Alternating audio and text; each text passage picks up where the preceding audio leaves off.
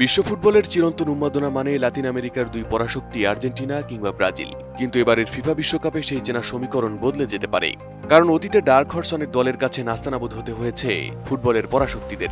ইতিহাস বলছে 2018 বিশ্বকাপে দক্ষিণ কোরিয়ার কাছে হেরেছিল জার্মানি, 2002 বিশ্বকাপে সেনেগালের কাছে হারে ফ্রান্স, 1996 বিশ্বকাপে উত্তর কোরিয়া হারিয়ে দেয় ইতালিকে, 1990 বিশ্বকাপে আর্জেন্টিনার বিপক্ষে জেতে ক্যামেরুন, এমনকি গত বিশ্বকাপেও সৌদি আরবের কাছে হেরে যায় আর্জেন্টিনা। এবারের বিশ্বকাপেও যে এমন ঘটনা ঘটবে না সে নিশ্চয়তা কে দিতে পারে?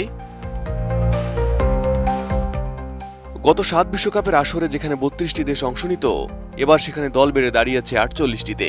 যেখানে রেকর্ড সংখ্যক 13টি মুসলিম প্রধান দেশ বাছাই পর্ব পেরিয়ে এসেছে বিশ্বকাপে।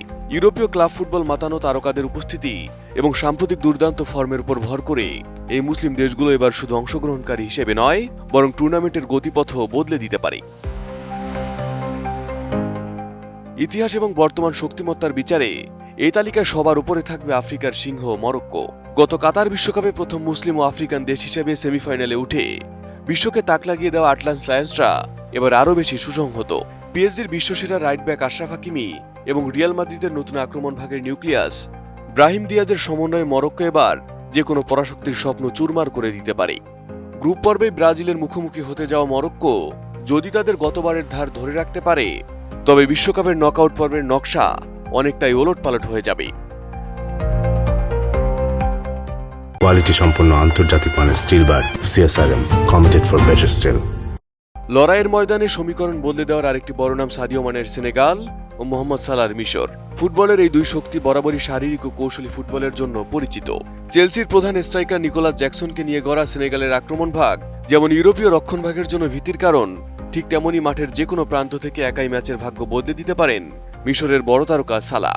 গ্রুপ পর্বে বেলজিয়াম ও ফ্রান্সের মতো ইউরোপীয় পরাশক্তিদের কঠিন পরীক্ষার মুখে ফেলতে পারে এই দুই দলের তারকাখচিত স্কোয়াড।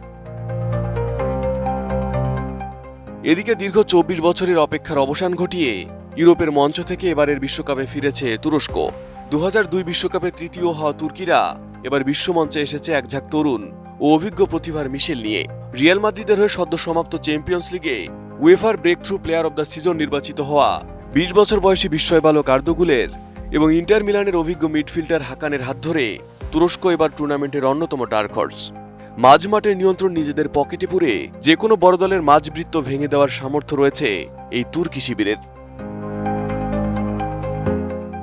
লাতিন পরাশক্তি আর্জেন্টিনার গ্রুপে রয়েছে উত্তর আফ্রিকার দল আলজেরিয়া এবং মধ্যপ্রাচ্যের উদীয়মান শক্তি Jordan.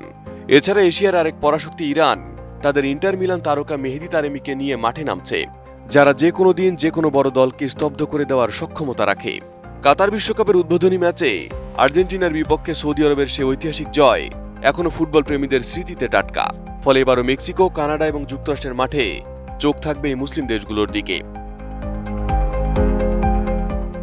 Arif Hasan, ATN news.